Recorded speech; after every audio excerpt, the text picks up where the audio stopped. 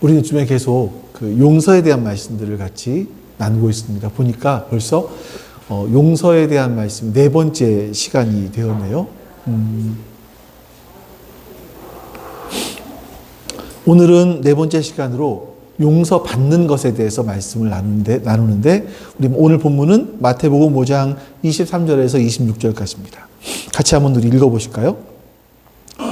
그러므로 내가 제단에 제물을 드리려고 하다가 내 형제나 자매가 내게 어떤 원한을 품고 있다는 생각이 나거든 너는 그 제물을 제단 앞에 놓아두고 먼저 가서 내 형제나 자매와 화해하여라.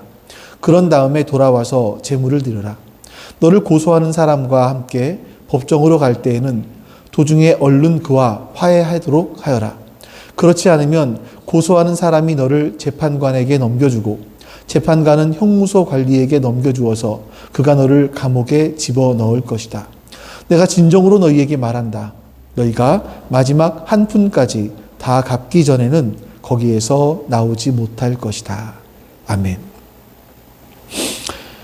우리가 이 땅의 삶을 살아가다 보면 아주 작은 상처부터 시작을 해서 평생 기억에 남을 그런 상처를 입기도 합니다. 상대방으로부터. 근데 이제 그에 못지않게 사실 우리는요, 내가 알게 또는 모르게 우리 주변 사람들에게 아주 사소한 일부터 시작을 해서 치명적인 상처까지 입히기도 하지요. 우리는 서로 이렇게 상처를 주고 받으면서 이 땅을 살아갑니다. 근데 이제 사람들이 보면 기본적인 마음들이 뭐냐면 같은 일인데 내가 받은 상처는 커 보여요. 하지만 내가 상대방에게 준 상처는 아주 작아 보입니다. 그래서 그럴 수도 있지 뭐. 사람이 살다 보면 그럴 수도 있는 거지. 내가 잠깐만 실수한 거지. 이런 생각들을 하기도 하죠. 사람들은 내가 상대방에게 상처 준 것을 대수롭지 않게 여기기 때문에 별로 용서를 구하지 않아요. 그러니까 사람이 용서하기가 언제 쉽냐면 상대방이 나에게 잘못했다, 용서해 달라라고 용서를 구할 때 우리 용서하기 굉장히 쉬워지거든요. 근데 나는 그렇게 잘못한 것 같지 않아요. 그러니까 상대방에게 용서를 구하지 않으니 이 세상에서는 용서를 받는 것이 정말 더 어렵습니다.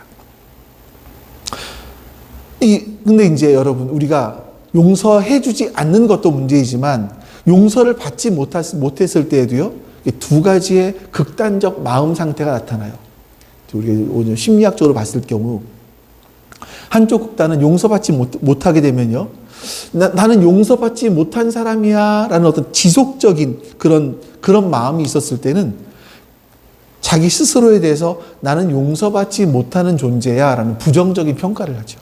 스스로에 대해서.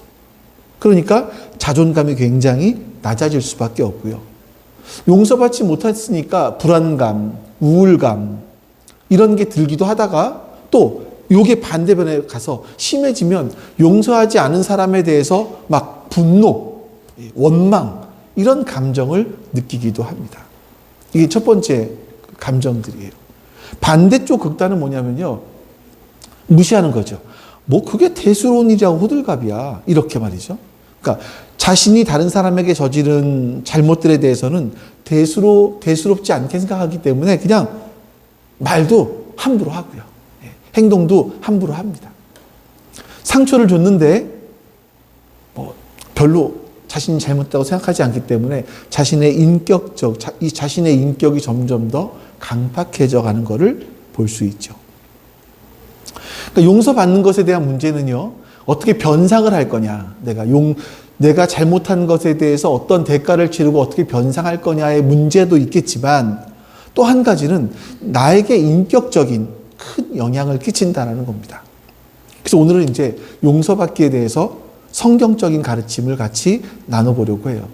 근데 여러분들이 참고로 해야 될 게 뭐냐면 용서하기에 대해서, 용서하는 것에 대해서는 많아요. 책도 있고 논문도 많이 나오고 또 유튜브에 보면 강연도 많이 해요. 근데 내가 어떻게 용서받을지에 대해서는 사실 별로 그거에 대해 다루는 것들이 없더라고요.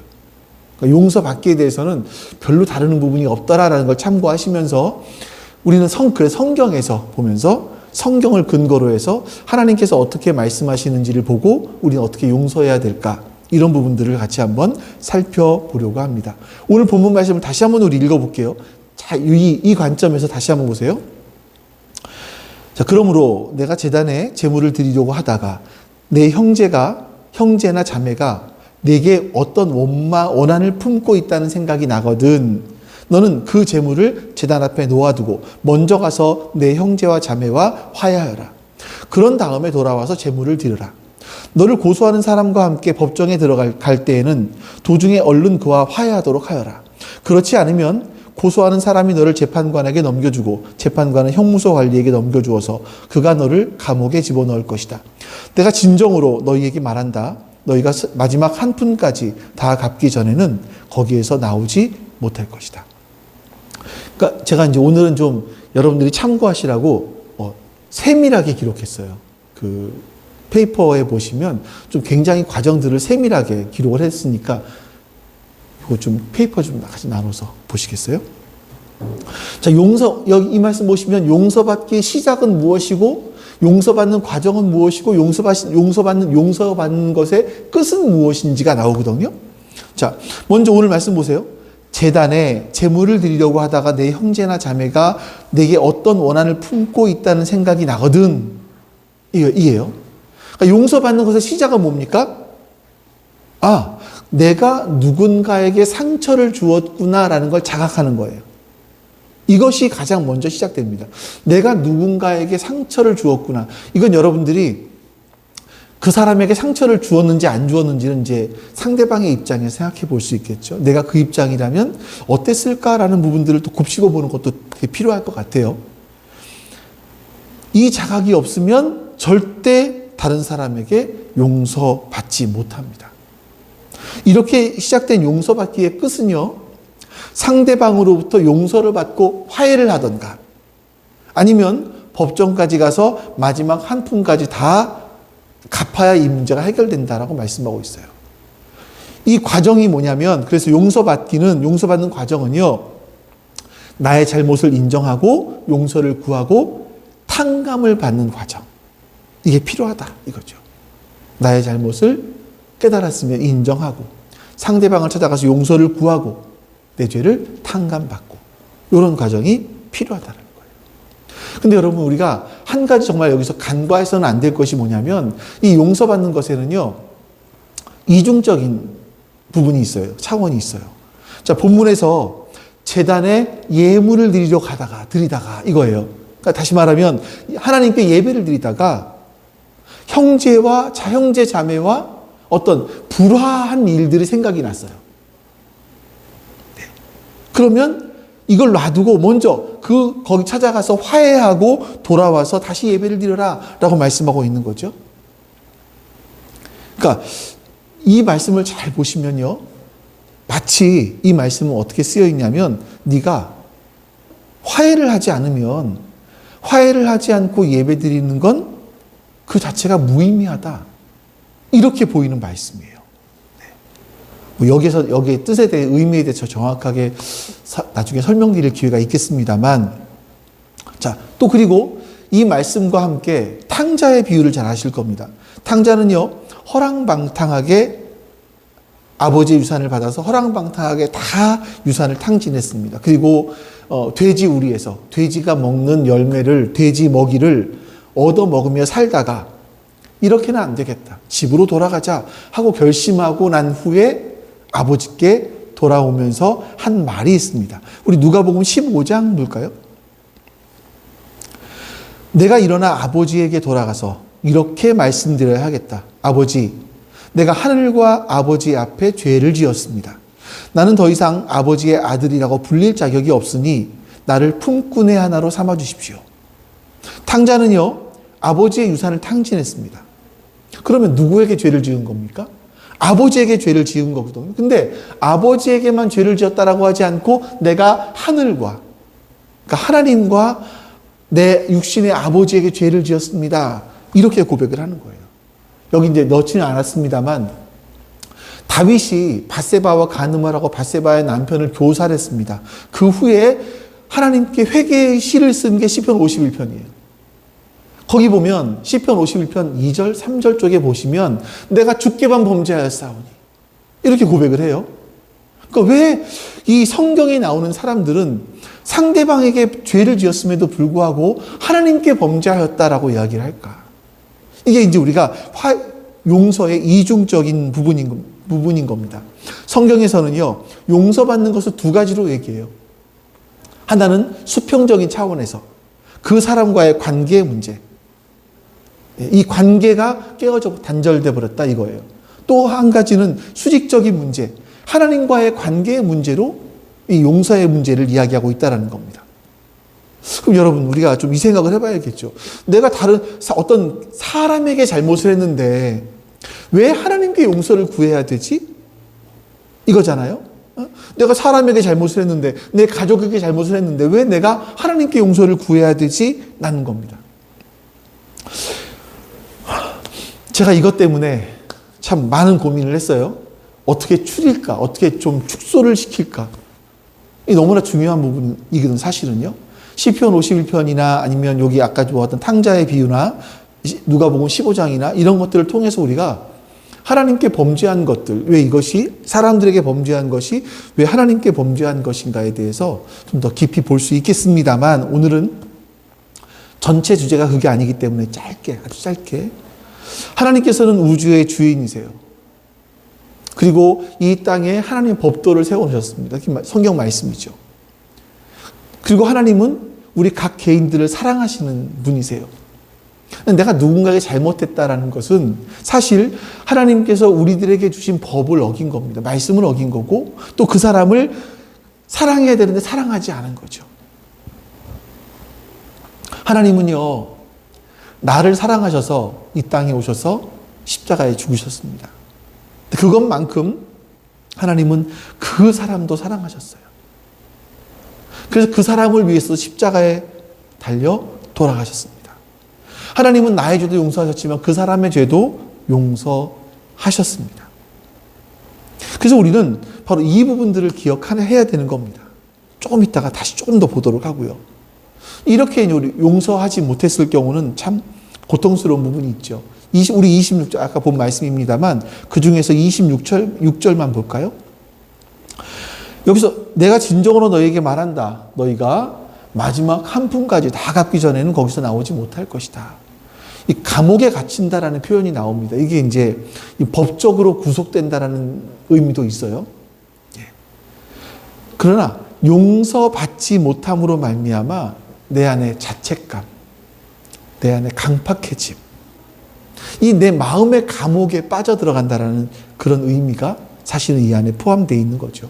그러니까 용서받지 않는 것은 우리의 마음이 마치 감옥에 있는 것처럼 큰 고통과 짐을 안겨준다는 겁니다.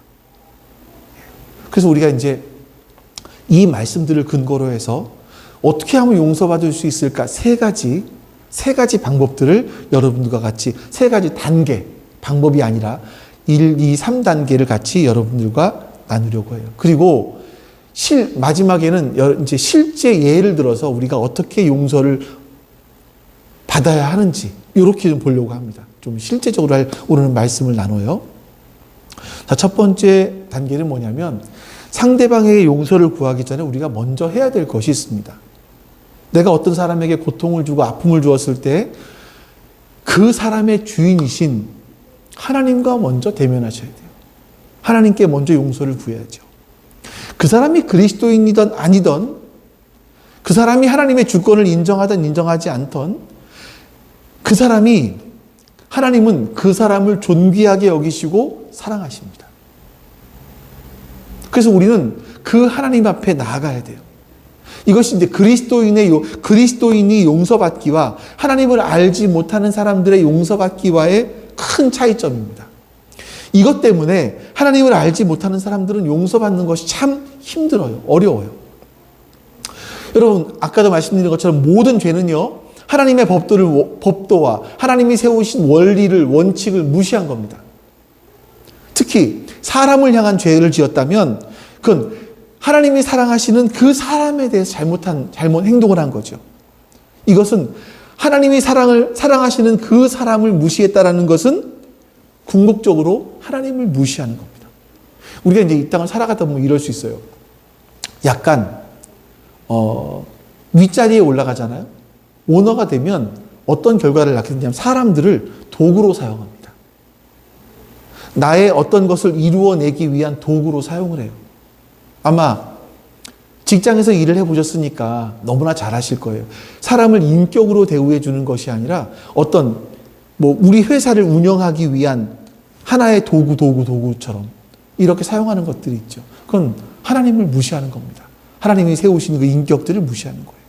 그러니까 여러분들이 직급이 올라가고 여러분들의 밑에 누가 들어왔을 때, 여러분들이 도움을 주어야 될 사람이 들어왔을 때, 여러분들은 그 사람들을 하나님이 사랑하시는 사람으로 대하셔야 되고요.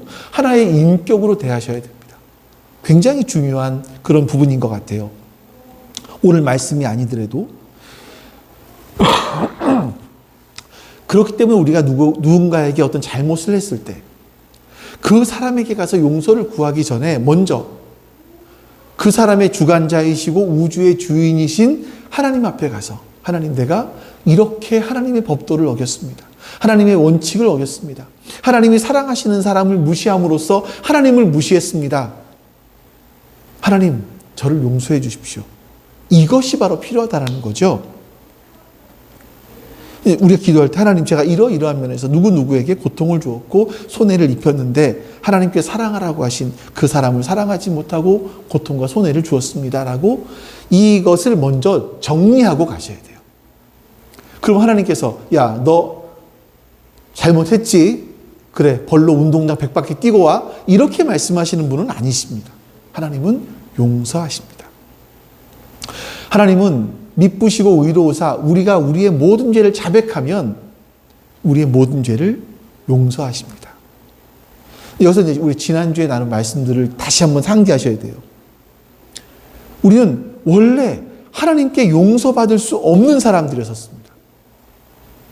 원래 우리에게는 하나님의 진노와 하나님의 심판이 머물러 있어야 될 존재들이에요. 근데 그 하나님의 진노와 하나님의 심판을 예수님께서 대신 받아주셨습니다. 자, 그렇기 때문에 우리가 진실하게 하나님 앞에 가서, 하나님, 제가 이런 부분 잘못했습니다. 이런 잘못에 대해서 제가 대가를 지불해야 되지만 예수님이 부당하게 내 대신 대가를 지불하셨습니다. 감사합니다. 이렇게 고백할 때 우리는 용서함을 받을 수 있는 겁니다. 이게 첫 번째예요. 두 번째는 뭐냐면요.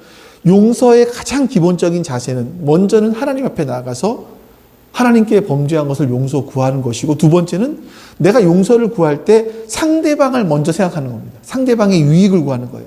많은 사람들이 용서를 구할 때 나 편하기 위해서 갑니다. 그렇게 하면 안 되고요. 상대방의 신체적이고 정신적이고 물질적이고 어떤 영적인 그런 부분을 고려해서 찾아가서 용서를 구하는 거예요. 그래서 우리가 상대방의 유익을 구하면서 용서받기 위해서는요, 세 가지를 먼저 하셔야 돼요. 첫 번째가 뭐냐면 찾아가는 겁니다. 성경에서 계속 강조하는 게 뭐냐면요, 마태복음 5장 23절에 먼저 가서, 또 25절에 빨리 화해해라. 누가복음 15장에서 탕자가 아버지께 돌아왔다. 이런 말씀을 하는 겁니다. 우리가 하나님 앞에서 내가 잘못한 거 자각했습니다. 그리고 하나님 앞에 진정으로 용서를 받았다면 상대방을 찾아가십시오. 내가 잘못한 사람을 찾아가십시오. 앞에서 사람들이 용서하지 못하는 이유는 용서를 구하지 않기 때문이에요. 이렇게 말씀드렸죠. 용서를 구하면 상대방은 용서하기가 훨씬 편해집니다. 내가 용서를 구하지 않기 때문에 상대방은요, 나를 용서하지 않고 계속 미워하고 싫어하고 분노하고 짜증내고 원망하면서 어떤 지옥 같은 마음속에 살아가요. 나를 용서하지 않았기 때문에. 그래서 우리가 찾아가서 용서를 구하는 건 이 상대방의 분노의 마음, 보복하고 싶은 마음, 이런 마음에서 해방될 수 있도록 해주는 겁니다. 근데 찾아가서 지금 당장 용서해 주십시오. 이렇게 요구하는 것도 옳지 않습니다. 왜냐하면 지난주에 말씀드렸죠. 용서라는 것은요, 내가 손해보기로 작정하는 거예요. 내가 상대방을 위해서 손해를 보겠다라고 결정하는 겁니다. 근데 내가 손해를 보면서 용서하기로 결정했을 때 작은 실수, 뭐 예를 들어서 나에게 작은 말실수를 했어요. 이런 건 뭐 그냥 간단하게 할 수 있겠지만 그런 것이 아니었었을 경우는요, 시간이 걸립니다. 내 마음을 정리해 줄 시간. 그래서 여러분, 이 용서를 구할 때도요, 내 마음 편하자고 하는 것이 아니라 상대방의 지옥 같은 그런 마음, 나를 향한 원망, 비난, 막 이런 마음들에서 벗어날 수 있도록, 그 감옥에 갇혀 살지 않을 수 있도록 기회를 주기 위해서 우리는 상대방을 찾아가는 겁니다. 용서를 구하는 거죠. 두 번째가 뭐냐면요, 보상, 회복을 약속하셔야 돼요. 많은 사람들이 용서에 대해 잘못하는 것은 잘못 생각하는 것이 있는데, 그게 뭐냐면, 용서하는 사람은 내가 네가 나에게 지불해야 될 빚을 탕감해 줄게. 이렇게 말하면, 탕감 받았다, 끝, 자유롭다. 이렇게 생각할 수 있다는 겁니다. 하지만 여러분, 용서받은 사람은요, 자신의 잘못에 대해서 보상하는 것이고, 해야 되는 것이고, 가능하다면 이 상태를 회복시키는 것들이 필요합니다. 그래서 예수님께서도요, 마지막 한 푼까지 다 갚기 전에는 거기서 나오지 못한다, 이렇게 말씀하신 거죠. 탕자 역시 아버지의 재산의 절반을 상속받아서 가서 다 탕진했습니다. 그러면서 다 탕진한 이후에, 아버지, 저를 용서해 주십시오. 용서해 주시면 다시 아들로 살겠습니다. 이렇게 말하지 않았어요. 저를 품꾼의 하나로 여겨주십시오. 이렇게 말합니다.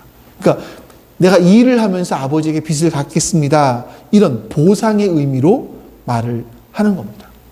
그러니까 여러분, 내가 상대방에게 어떤 상실, 마음의 상실, 어떤 물질적인 손해, 이런 부분들이 있었다면 회복해 주어야 합니다. 부분적이라도 이것을 회복해 주는 것이 진실한 용서입니다. 마지막으로, 만일 용서를 받게 된다면, 혹은 용서를 받지 못했다 하더라도 우리는 겸손한 마음 자세로 살아가야 되는 거죠.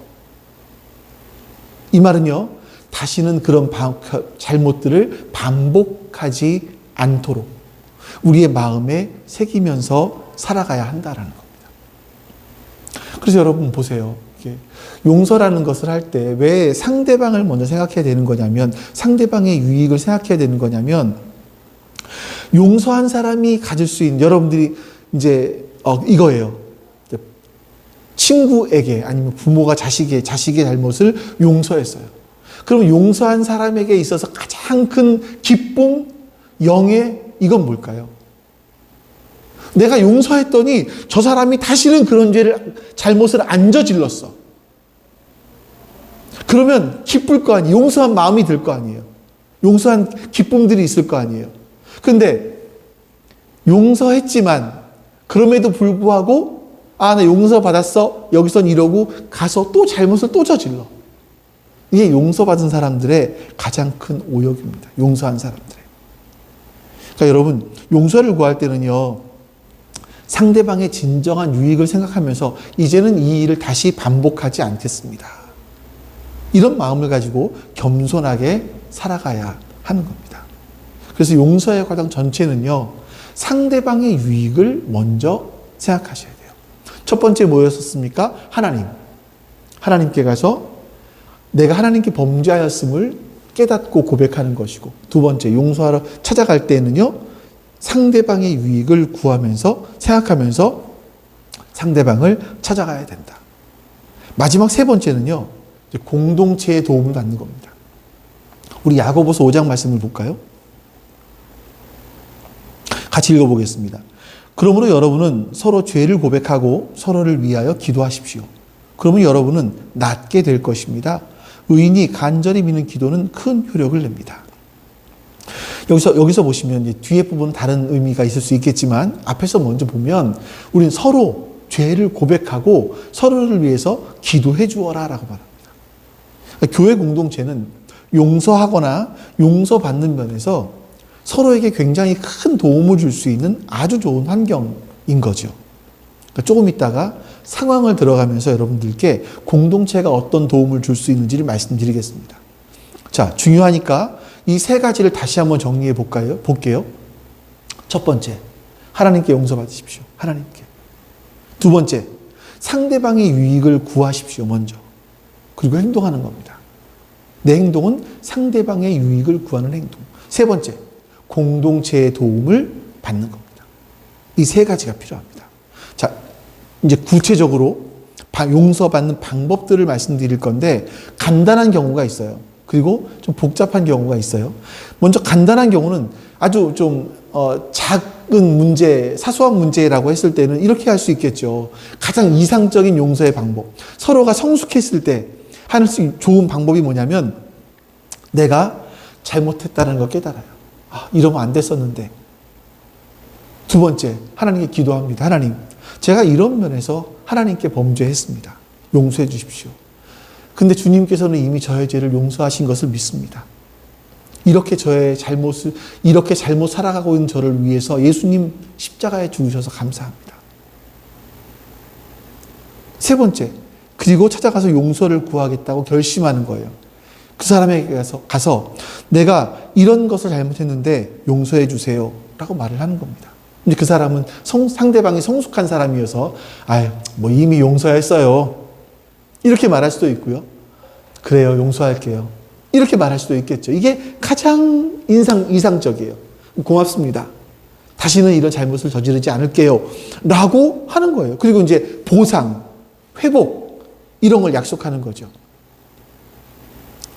이게 얼마나 좋습니까? 이런 일들이 우리 사실은 이런 큰 잘못이든 작은 잘못이든 이런 용서하기와 용서받기가 우리 가운데 있어야 되는 겁니다. 근데 문제가 뭐냐면 이 쌍방이 성숙하지 못해요.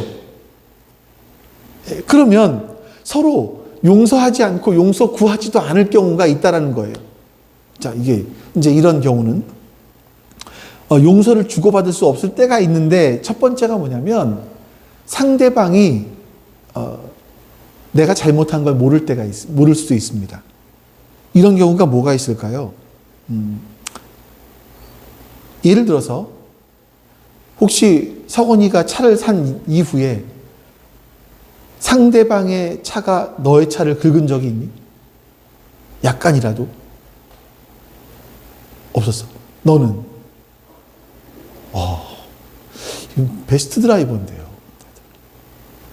그러니까 예를 들어 이런 거죠. 내가 주차를 해놨습니다. 근데 주차를 하고 나가다가 살짝 다른 차를 긁었어요.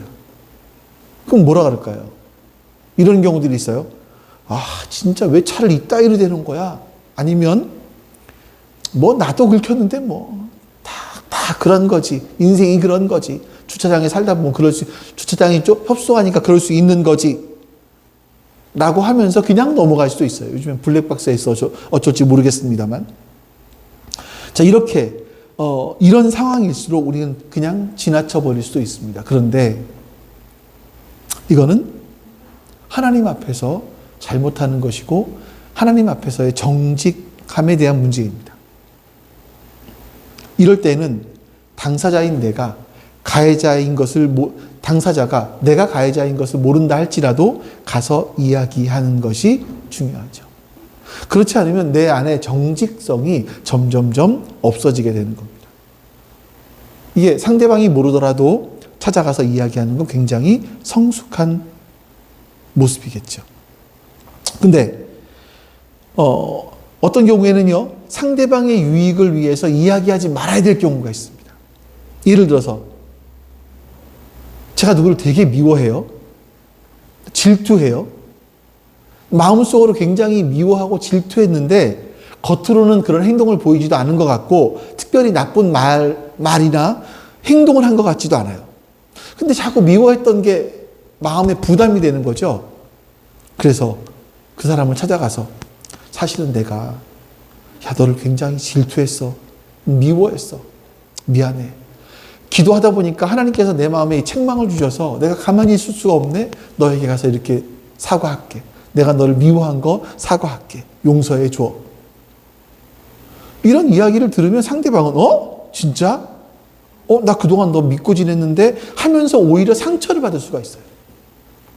그래서 이런 경우는 굳이 이야기하지 않는 것이 좋겠죠. 그리고 이제 이때 뭐가 필요하냐면 공동체가 필요한 거예요.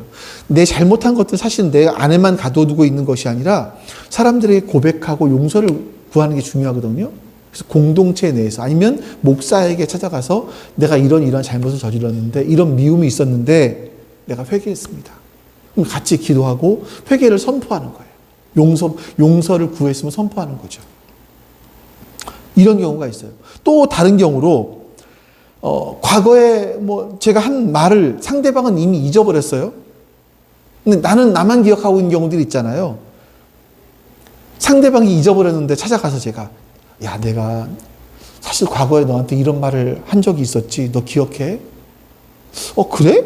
기억나지 않는데. 아니야. 내가 너에게 과거에 이렇게 말을 했었어. 그래서 내가 이렇게 너의 비난의 말을 해서 네가 상처를 굉장히 입었던 것 같아.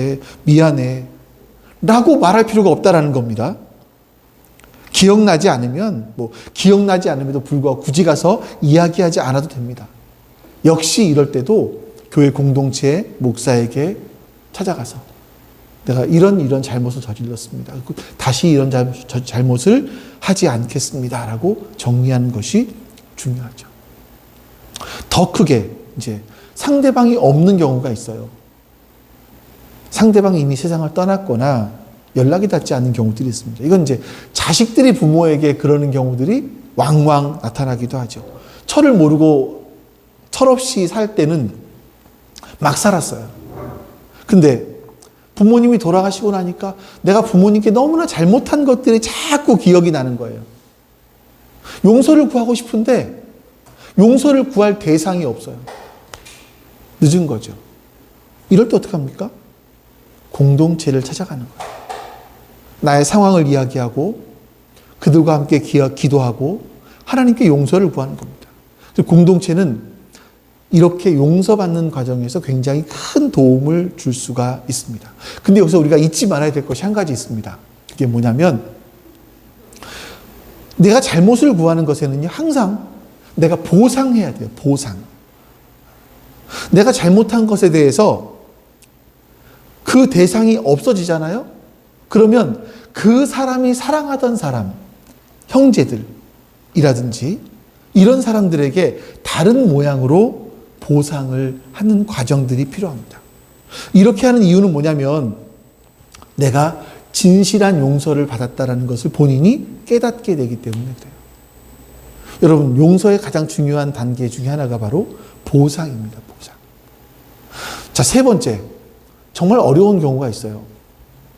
상대방이 용서를 거부할 때가 있어요. 용서를 구했는데 용서해 주지 않겠대요. 이것도 두 가지 경우로 볼 수 있습니다. 이게 내가 보상해주고 회복시키겠다고 하는데 상대방이 용서해주지 않겠대요. 예를 들어서 이런 거죠. 법적인 문제가 생겼습니다. 내가 합의해주고 다 충분히 보상해주겠다라고 말을 했지만 상대방이 야, 네가 나한테 고통을 이만큼 줬는데 나 절대 너하고 합의 안 해. 용서 안 해. 끝까지 가보자. 라고 말하는 경우가 있죠. 용서를 거부합니다. 자, 그럴 경우는 어떻게 해야 될까요? 용서해주지 않겠대요. 그러면 용서해주지 않는 것을 받아들이는 거예요. 근데 나는 누구에게 용서를 구했습니까? 이미 하나님께 용서를 구하고 하나님께 용서받은 사람이에요. 예수님께서 나의 죄를 위해서 돌아가셨다는 것을 분명히 믿고 나는 용서를 받았어요. 용서받은 죄인인 거죠. 근데 이제 이 보상을 하려고 해도 신뢰가 깨져버린 경우잖아요. 부부 사이, 친구 사이, 회사에서 이런 신뢰가 무너져 버렸기 때문에 다시 잘 해보려고 하지만 안 되는 경우. 그때는요, 그 사람이 나를 용서해 주지 않아도 하나님께 용서를 받았기 때문에 이미 나는 용서받은 사람인 겁니다. 그리고 최대한으로 내가 그 사람에게 있어서 보상할 수 있는 부분들을 하는 거예요. 용서받았어요. 근데 용서하지 않는 것은 그 사람의 문제인 거죠. 그 사람이 용서를 해주면 그 사람이 그 마음의 감옥에서 풀려날 건데 풀려나지 않아요. 그 사람의 문제인 거예요. 우리는 용서를 이미 구한 겁니다. 또 이제 보상이나 회복이 불가능해서 거부할 때도 있겠죠. 예를 들어 이런 거죠. 그 사람에게 경제적 손실을 커다랗게 입혔는데 나는 갚을 능력이 없어요. 자동차 사고가 났는데 인사사고가 나서 어떤 다리가 부러지거나 아니면 사망사고에 이르거나 했어요. 어떻게 갚을 수가 없죠. 회복시킬 수가 없잖아요. 그래서 받아주지 않을 수도 있습니다. 그때 여러분, 여전히 우리는 그때 그리스도인의 은혜가 있습니다. 하나님께서 우리를 용서하셨고 우리는 그것을 평생 회복할 수는 없어요. 그 문제를 평생 회복할 수는 없어요. 어떤 면에서 그 일이 떠오를 때마다 죄책감이 들 거예요. 근데 죄책감에 머무르는 것이 아니라 겸손해져야 됩니다. 아, 나는 이런 잘못을 저지르는 사람이야.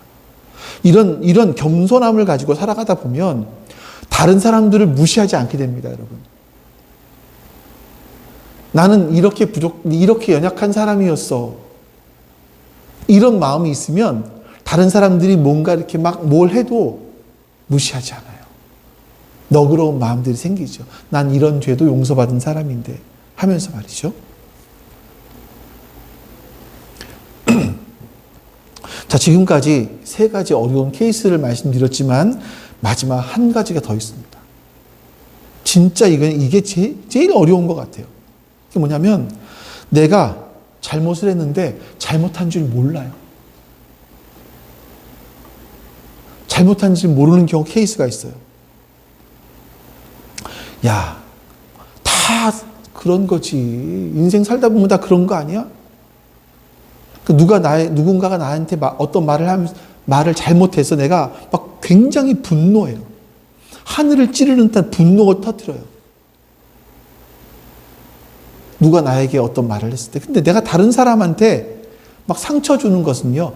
아유, 괜찮아. 야, 미안해. 너 내 성격이 그래서 그래. 다 사람이 그러는 거지. 하면서 그냥 대수롭지 않게 여기는 경우들이 있습니다. 자각하지 못하는 것이 용서받는 것을 불가능하게 만드는 첫 번째입니다. 여러분, 어떻게 해야 될까? 어떻게 해야 내가 내 죄를 자각할 수 있을까요? 방법은 마태복음 5장에 보시면 방법은 한 가지입니다. 이 한 사람이 제단에 예물을 드리러 갔을 때에 형제와 불화한 것이 생각이 나면이에요. 그러니까 이 말은 뭐냐면 우리가 하나님 앞에서 예배 드릴 때 성령님께서 우리에게 잘못하고 있는 것을 깨닫게 해주신다라는 거예요. 굉장히 중요한 부분인 것 같아요. 그러니까 이 예배의 목적이 다르겠죠. 어떤 사람들은 예배의 목적이 종교심을 가지고 내가 한번 예배를 드림으로 말미암아 종교적인 일을 다 했다. 어떤 스스로 자기 만족 이걸 위해서 예배 드린다면 이런 일들이 없을 겁니다만 하나님 앞에 진정으로 예배 드리고 그 말씀을 통해서 찬송을 통해서 기도를 통해서 나를 돌아볼 수 있다면 그건 얘기가 달라지는 겁니다. 그때 아, 내가 상대방이 잘못했을 수 있겠구나 하는 부분들이 떠오를 수 있겠죠. 그래서 원래 여러분 인간은요 자기중심적이기 때문에 원래 자각하지 않습니다. 자기 잘못을 자각할 수 없습니다. 그냥 얼버무리고 넘어가는 거죠. 근데 하나님 앞에 예배 드릴 때 성령께서 내가 누구에게 잘못했는지를 자각하게 해주세요. 아, 내가 그때 그런 잘못된 말을 했구나. 잘못된 행동을 했구나. 내가 그냥 회사에서 진행되는 관행이라고 하면서 이런 잘못된 일을 했구나. 그렇게 하면 안 되는데 성령께서 하나님을 예배할 때 이런 깨달음을 주시는 겁니다. 저는 여러분 우리가 뭐 큰 잘못을 안 하고 용서할 일, 용서받을 일 없이 살아갔으면 정말 좋겠어요. 얼마나 좋을까요? 근데 우리가 완전하지 않잖아요. 살아가는 동안 의도하든 의도치 않든 사람들의 고통을 줄 수밖에 없고 고통을 받을 수밖에 없습니다. 이게 인간의 한계입니다. 그럴 때 여러분 성경은요 우리가 용서받을 수 있다라고 말씀하시고 용서받을 길을 가르쳐 주세요. 그러니까 여러분, 연습하십시오. 작은 것에서부터 연습하셔야 됩니다. 이건 용서를 구하는 것이 내 자존심이 상하는 문제가 아닙니다. 이거는 주님께서 우리에게 명령하신 것이고 우리가 해야 될 바로 그 모습이고 하나님 닮은 사람들의 모습입니다. 우리가 이것을 실천할 때 교회 공동체가 가장 훈련하기 가장 좋은 그런 장일 것이라고 생각을 합니다. 여러분, 사람에게 용서를 구하고 용서받는 거 부끄러운 일이 아닙니다. 그건 상대방을 위한 것이고 우리가 성숙해져 가는 길입니다. 그건요, 부족한 인간들이기에 창피하지만 어쩔 수 없이 하는 것이 아닙니다. 진짜 용기 있는 사람들이 할 수 있는 것이 용서를 구하는 겁니다. 그래서 여러분, 어떤 모습으로 평생을 살아가길 원하십니까? 죄책감, 강박감, 이것에 사로잡힌 그런 얼굴로 살아가길 원하십니까? 아니면 용서받은 자의 평안함, 자유로움, 이런 모습으로 살아가길 원하십니까? 저는 여러분들이 우리 교회 공동체가 바로 그런 모습, 용서하고 용서받는 아버지 하나님, 우리는 이 땅에 살아가면서 사람들에게 상처를 받기도 하고 또한 사람들에게 상처를 주기도 합니다. 그러나 하나님, 이 문제를 우리가 해결하지 않으면 우리 마음속에는 원망과 불평과 또 자존감이 낮아지는 불안함과 여러 가지 마음들의 아픔들을 가지고 살아갈 수밖에 없습니다. 올바른 인격으로 성숙해 나갈 수가 없고 정말 하나님의 거룩하심을 닮은 하나님의 사람으로 성장해 나갈 수가 없습니다. 하나님, 그렇기에 우리가 용서를 배우고 또 이 땅에서 어떻게 우리가 용서하면서 또 용서를 받으며 살아갈 수 있을지 이 말씀들을 같이 나누고 있습니다. 주님, 우리에게 은혜를 주셔서 먼저 우리 교회가 용서하는 공동체, 용서받는 공동체가 되게 해 주시옵소서. 그리고 우리들이 세상에 나갔을 때 우리의 이웃들을, 우리의 가족들을, 우리의 동료들을 용서하고 또 용서받을 수 있는 그런 평안함이 넘치는 공간들로 만들어갈 수 있는 그런 평화의 사람들이 될 수 있도록 주님 은혜를 베풀어 주시옵소서. 주님께서 우리에게 그런 은혜를 허락하여 주시기를 간절히 소망합니다. 여호와는 내게 복을 주시고 너를 지키시기를 원하며 여호와는 그의 얼굴을 내게 비추사 은혜 베푸시기를 원하며 여호와는 그 얼굴을 내게로 향하여 드사 평강 주시기를 원하노라. 아멘. 이제는 우리에게 참된 평안을 주시기 위하여 이 땅에 오신 예수 그리스도의 은혜와 우리를 사랑하신 그 아들을 보내기까지 사랑하신 아버지 하나님의 사랑하심과 그 사랑을 깨닫게 해주시는 성령 하나님의 내주하심이 지금 주 앞에 머리 숙여 예배한 모든 하나님 백성들 머리 위에 지금부터 영원토록 함께 하시기를 간절히 축원하옵나이다. 아멘.